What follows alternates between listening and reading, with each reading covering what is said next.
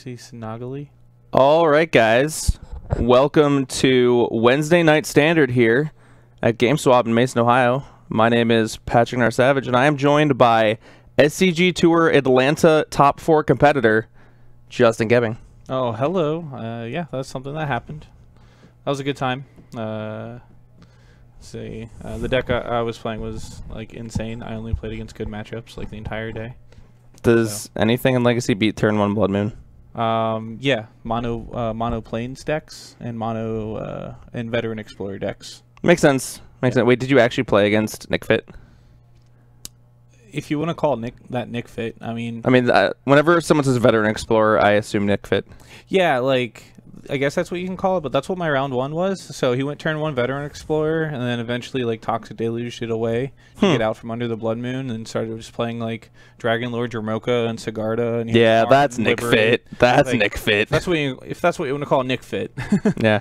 But anyway, this isn't Legacy. This is Standard. Yeah. And here we have Matthew Minniear playing his Antiquities War combo deck, question mark? Yeah, I don't know what he's got here. So I got a chance to look through the deck earlier today, and he's playing a bunch of 1-mana artifacts, like 1-mana equipment. Sure, and then it looks like Foundry Inspector. He's got Foundry Inspector, and he also has Danitha Capuchin Paragon, which is the creature he has in play right now. That is, it makes all of his aura and equipment spells cost 1 less. Okay. So he's going to put a bunch into play, and then he's going to play the Antiquities War, and once that gets to that 3rd chapter counter, then they all become 5/5s, and he kills his opponent with them. Oh. Okay. I believe that's the goal. He also has a Aetherflux Reservoir on the board, so sure, we can storm people. Okay, okay. I guess he's put some thought into this. Yeah, but unfortunately for him right now, it looks like he is missing his 4th land, so we cannot get that copy of Antiquities War into play. Is Antiquities 4 or 5 mana? It is 4 mana. 4? Yeah. That's much better. I think what he wants to do is he actually wants to equip the Prying Blade he has in play to his Foundry Inspector so that he can get a treasure token. And then that will let him cast Antiquities War. Yeah. But on the side here, for Mario, we have his take on black-white control. Now, he has a very not control card in play, namely Adanto Vanguard. But it's kind of aggressive. I mean, it's kind of aggressive. A pretty good blocker. I mean, the white-black decks gain a bunch of life, right? Yeah, the reason that's in here is because the main win condition in his deck is you play Adanto Vanguard, and then you play Gideon of the Trials, make an emblem, pay all of your life, so that your life total is 0. Oh, right. And then you play Access of Mortality to switch life totals with your opponent. Yeah, okay, I remember this deck now. I remember playing against it. Yeah, he had that, and I had something in my deck to, like, instant speed, like, take one of the things, or, like, remove one of the things, so it was just going to actually kill him. So, yeah. Like, it's a pretty all-in combo, and can go pretty poorly pretty quickly.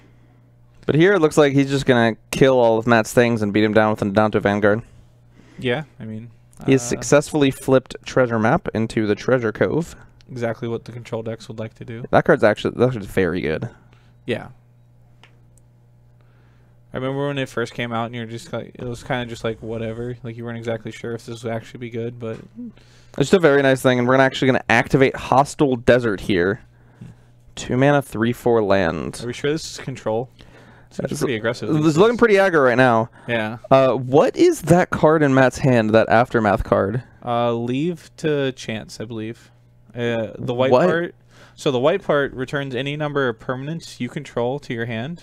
Okay. And I have no idea what the red part does. Okay, so apparently we were at a low enough life total that Walking Ballista kills Matt. Yep, and it was not indeed 16. That. Leave okay. Chance. Yep. We will get our version of stream up so we can talk. Yeah, currently we are trying to get our computer working so that if you guys are saying anything in chat, we can interact with you. Love to hear what you guys saying. Yeah, so once we get that, you guys can tell us all about how you're feeling about Dominaria Standard. I'm very interested to see what the metagame looks like here tonight. Yeah, so we got a pretty decent turnout tonight. We got 20 people showing up. That's pretty good. Yeah, people are pretty excited to actually, play Dominaria Standard, at least, or with Dominaria cards. Yeah, I'm curious to see how much blue-white control we have here tonight, because that deck has some expensive new cards in it. They weren't so expensive before this weekend, that's for sure. Yeah, and then Teferi jumped to 40. Teferi's 40, Lyra's 35. She jumped to 35. Last time I checked, she was 20. Yeah, no, she's 35. Oh, dear God. Yeah, Karn's at 50, so... That doesn't surprise me. Yeah. And then if you want to play the blue-white historic deck, History Benalia is still 25. Like 25, yeah. Yep. Fun fact, when Luke was playing against History Benalia, we didn't actually know what it was, so we thought it was just blue-white control, because his opponent was not aggressive at all.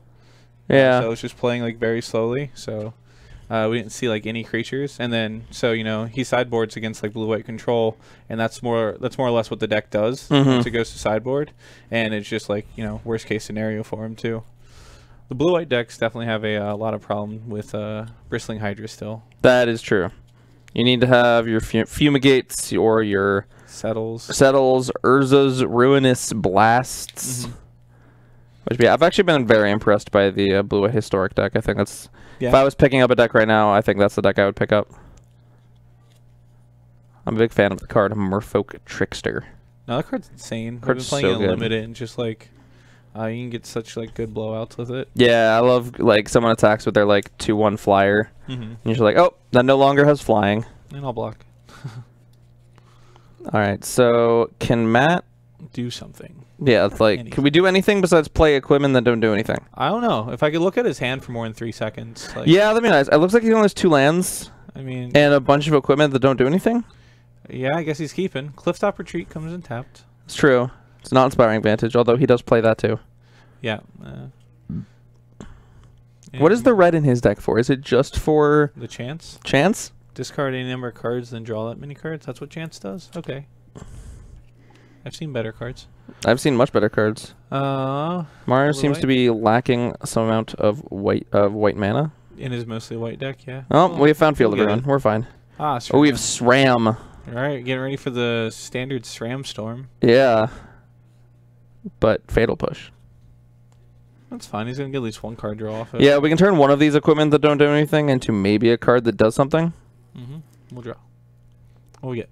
Land? Really good. It is a Leave to Chance. All right, that's not very good. So I see that's our combo here. I guess below up, I would say Clifftop Retreat. Yeah, it's the only color he doesn't have.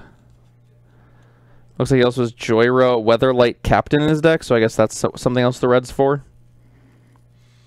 Yeah, I mean, just another SRAM, right? Yeah, well, it costs 4 mana.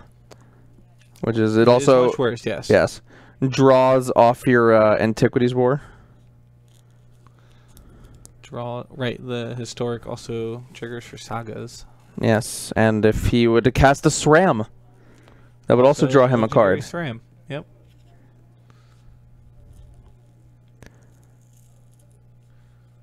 So, let's see what happens. Does Mario have an answer to the SRAM? He does. He's got, like, Fatal Push. He's also got, like, an Ixalan's Binding. Good.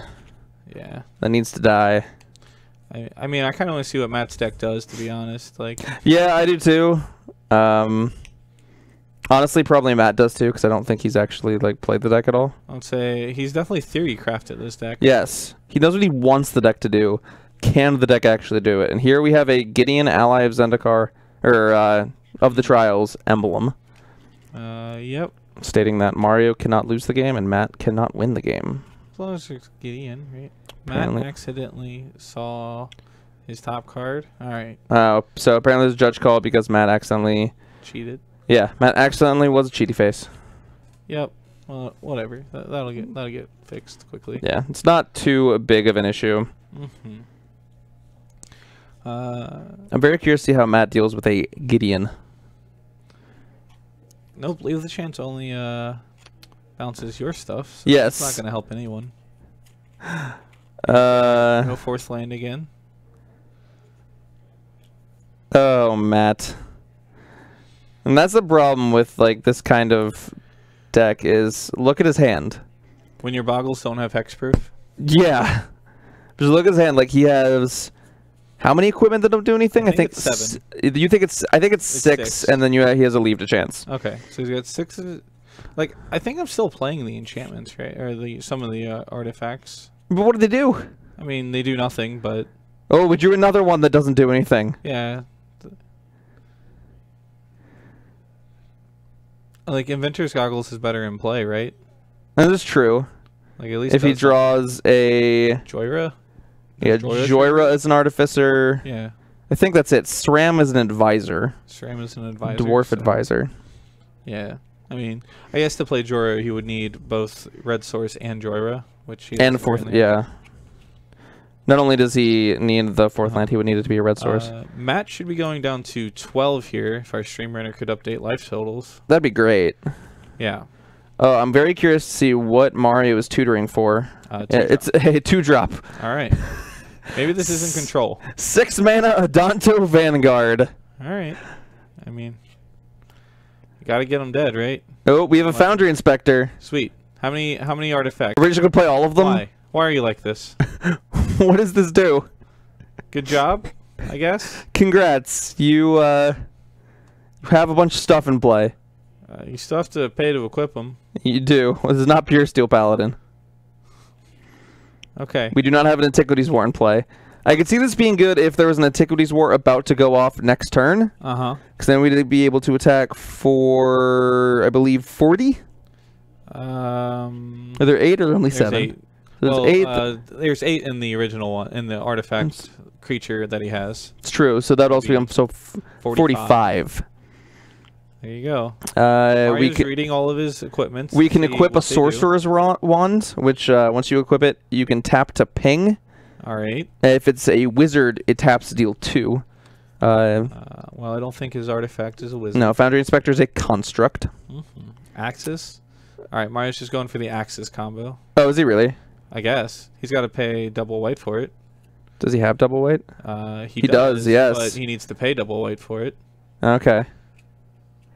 Yeah, we should... Oh, he figured it out. All right. All right, so... he drew his 4th land.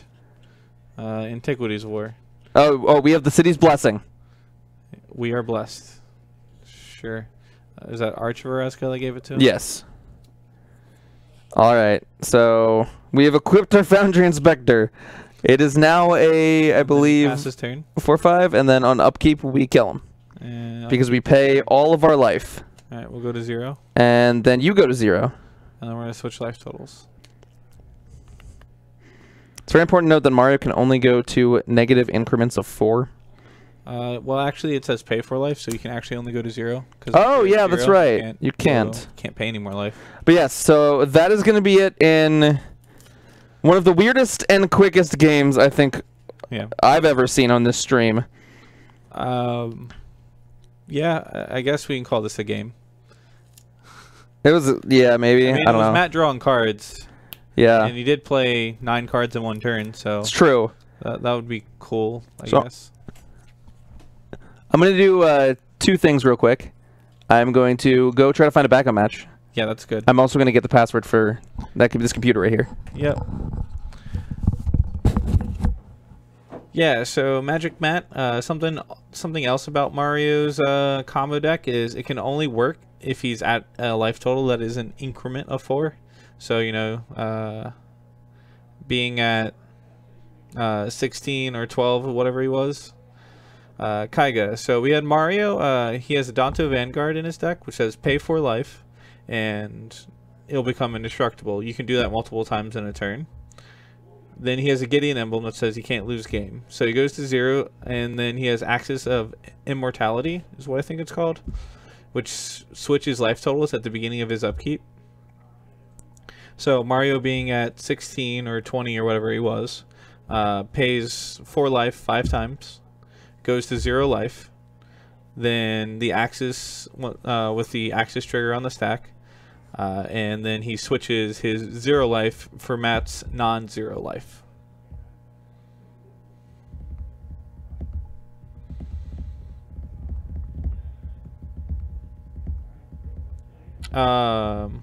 Yeah, so we'll have Mario work on a deck list or something, Darwin. We'll try to figure out exactly what he's doing with his cards. I do know he's been playing it for a while, and I know at one point it was mono white, but it looks like now it's black white. I wouldn't really call it control. It seems more of like a combo deck, to be honest. It does take the long lines of being control.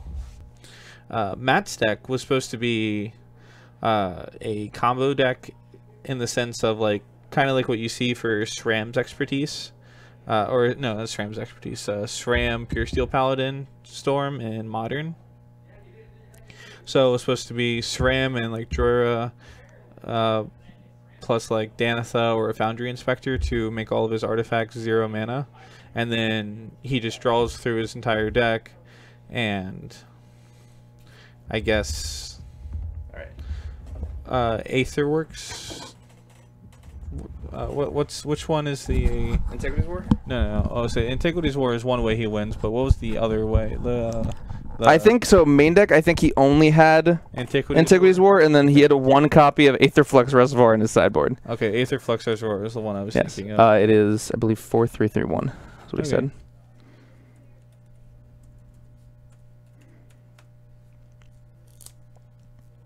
Cool.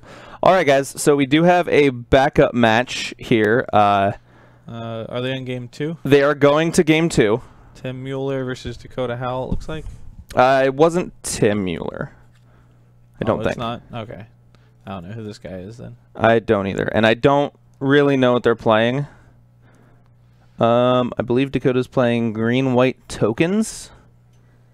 And he is. Oh, he's got Karn. That's and good. It looks like the other guy, I think he might have been on Sultai Constrictor. Okay. I thought I saw Glintsleeve Siphoner hit Adonis Climb, but I could be wrong. Glintsleeve Siphoner on Adonis Climb. All right. I mean, that's definitely a deck I've seen at least once or twice over the weekend. I mean, you probably saw it a lot over the weekend.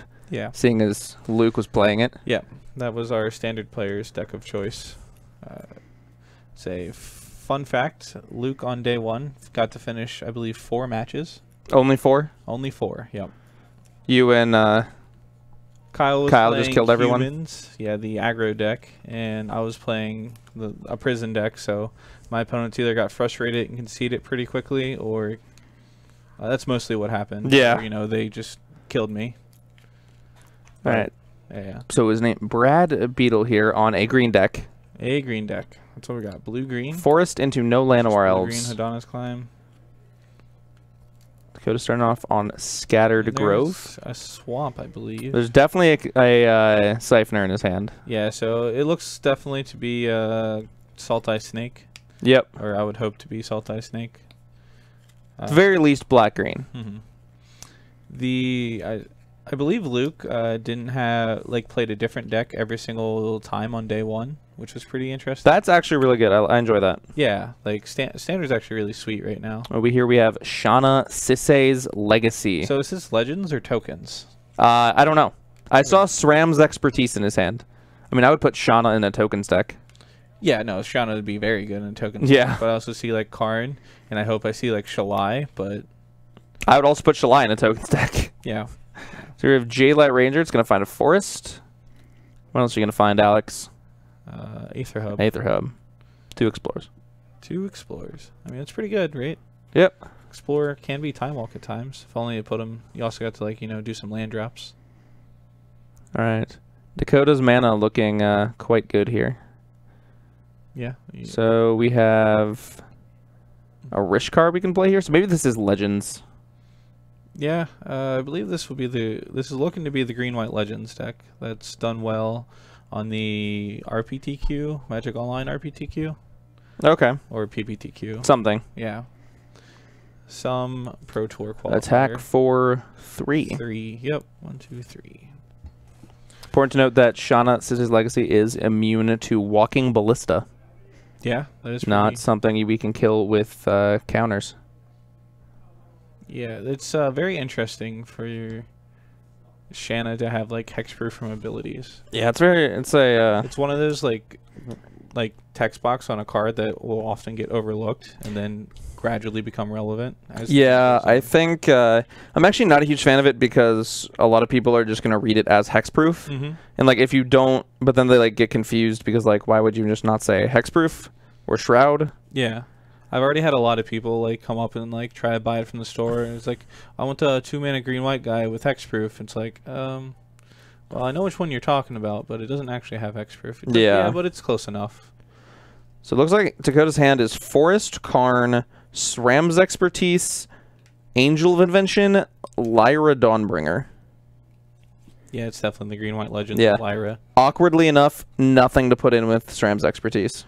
Yeah, that's why I'd probably just slam Karn here, to be honest. Yeah, but you do get to turn your Shauna into a 6/6. I mean, Beat that for is 6. definitely good. Put the pressure on. On the next turn, we can just slam Angel Invention, or I'd probably slam Angel before I slam Lyra because of that weirdly never used second line of text on Lyra, giving all your angels +1/+1. Right, yeah. It's got an ability that is going to become mostly irrelevant until it becomes relevant. Exactly. I believe if I was Dakota, I would attack with Rishkar there. You'd attack with which card? Probably. Yeah, like he only had a 2/1. He's not gonna like if he trades the Glint Sleeve Siphoner or And the Jade Light, that's with fine. the Glint Sleeve Siphoner, it's absolutely fine.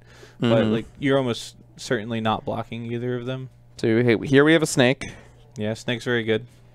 If he has a Walking Ballista to follow up, this is going to be a pretty nice turn. Yeah. Okay. Also, now- I'm confused. Why did we not draw a card? Are we worried about our life total? maybe. Oh, we go to 7 energy here, Brad. Yeah, you get 2 energy per Glint Sleeve Siphoner attack. But technically, so you actually shouldn't tell him because could be him just missing the second trigger. There we go. They figured it out. Because like if you only give if you go from 3 to 5 energy, what you're technically acknowledging the first trigger. Yeah. And then with the second trigger, like if your opponent, you should remind him because you shouldn't be a scumbag. Yeah. But no, this is not something someone outside the match should tell him.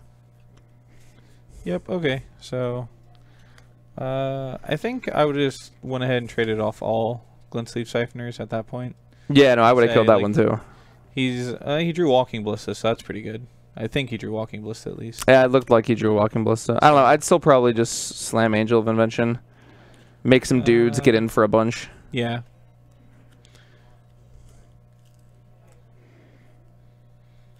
Thank you, Romario Marino. Something like that. Follow. No, I said Maybe- that perfectly. I believe you. So here we have the Angel. Now, is he going to make dudes or is he going to make it big? Looks like he's going to make dudes. Yeah. I'm guessing that's Alex Halonen. We'll probably make sure to tell him afterwards that, or I mean, I guess Dakota mentioned it to him already. It says AJ Halonen, so seems like a Yeah. likely bet. I mean, as a opponent, yes, I would tell him. As people outside the match, then it gets a We're little not really- weird. Yeah, outside the match, We're not that's always the awkward thing. We're not supposed to interfere if unless it's a strict like game rules violation. Yeah. So we're gonna go for the block or pump block. So it's a 4/4, and Constrictor's going to be a 4/5. G Darwin 29. Thank you very much for the follow. We appreciate that. So yeah, that's a fine use of Blossoming Defense. There is basically kill the Rishkar. Yeah. If we get the life total updated on Brad, that'd be great. I'm assuming he's no longer at 17. I believe he should be at 13. He did just take 4, so. Alright. I have no idea what's in Brad's hand, though. I cannot say. So it looks I like. think there's a long tusk cub, maybe? Oh god, that's something we haven't seen in a while. Yeah. That is indeed what that was. Yeah, it's a long tusk cub. I believe there's also an island in his hand. Island? Yeah, I think there's. That's your Hidana's climb, right? Yeah, Llanowar Llanowar Elves. Interesting. Well, Llanowar Elves seems like a chump blocker at this point, right? Yes. It says gain 2 life. So let's see. Is Dakota going to attempt to kill the thing now? I would hope so. I would hope so, yeah. Like, thanks for the follow. Shift happens. That's a good name. I appreciate that name. I definitely read it as what you probably intended it to be first. And then I was like, no, there's no way that was just, like, allowed. Yeah, so I'm not a huge fan of that attack by Brad there. No, especially with, like, the all-in just dumping counters in here right now as well. Yeah. Like, I'm not exactly sure why Brad's doing this. Not a very good board for Long Tusk Cub here. No. So, do we just play... I mean, you just play the Lyra Angel. Dawnbringer? Yeah. I would. All right. Looks we were just handed what appears to be a metagame breakdown thing. Blue-red wizard. There's at least one of those. Green-red monster. We've already seen Matthew with Antiquities War. Mono greens, what Tony's playing, it looks like. Black-white knights is Chris Mappet. We have a couple Black-White Knights players. Yeah, white-black vehicles under Taylor Gunn. What is this one here? Green-white... Legends. Legends. Okay, that is what he's playing. Yeah. We figured we have Brad is playing the Saltai Snack. John Douglas on Blue-Red Godfarer's Gift, a deck that I've been playing online a lot. Yeah, over the weekend we saw Mono-Red Godfarer's Gift. Yeah, I'm not a huge fan of that version. I think it's a little too underpowered. Yeah, when I saw the deck list online finally, they had it listed as I think Mono-Red Goblins or something. And I was like, that's not what this deck's trying to do at all. Like that is how it's win. Like all of the creatures. Yeah, all the creatures in the deck are goblins, but still, it's like no, you're winning because you played a Godfarer's Gift. It's a Godfarer's deck. Thanks for the host, Cat Nabis. Thank you very much. We really appreciate that. Looks like we're gonna get a chump block here on the Long Tusk Cub. And is Brad just dead? No. So Brad is taking 5 only. No, Brad's just dead in the air. Angel of Invention is a 2/2, right? So it's a 3 because it's a 2/1. So now it has it's 3/2, but it's also giving the Lyra +1/+1. So that's 9 points, I believe. Right. And then just the Walking Ballista also kills him. All right.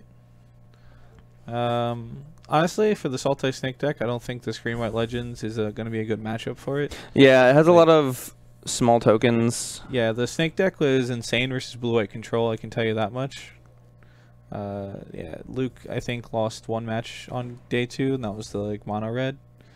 Or he lost 1 or 2 matches. They were both the Mono-Red. But at the time he played against Blue-White, it was just easy, smooth sailing. Like Bristling Hydra is just a big deal for him. Yeah, that makes sense. Yeah. Just having a Bristling Hydra. How did he deal with Fumigate? You kind of just have to play around it. Kind of just don't completely dump your whole load onto one board. Once you have makes sense. Once you have 1 or 2 threats out versus a control, you can kind of just hide behind them, especially when there are threats that have hexproof. Yeah, something I always notice whenever I was playing Blue-White Approach and playing against any kind of green-black deck or green against green monsters is that you really have to prioritize your wraths. Yeah. You have to know when you can play them, and I feel like the reason Sultai Snake is good enough is because it does have that early pressure. Oh, I'm not in the frame. Yep. Where's the camera now? It's right over there. Oh, it's over there. Okay. So, but yeah, you have early threats as the Snake deck, so you can get under their counter spells, and then when you threaten to Wrath, it's not as effective because you already had a lower life total. Yeah, one thing is if they just don't draw the Wrath, his deck can kill so quickly. Oh yeah. Especially with just not interacting. Oh yeah. I actually get in the frame here. Yeah. Thanks for the follow, Kevin Green. But I believe that is all we have here for round 1. Yep. We shouldn't be too much longer. Most of the matches seem to be going pretty quickly. We're almost about half done when I walked out there, but we will be back in just a little bit, guys. Don't go anywhere. Thank you.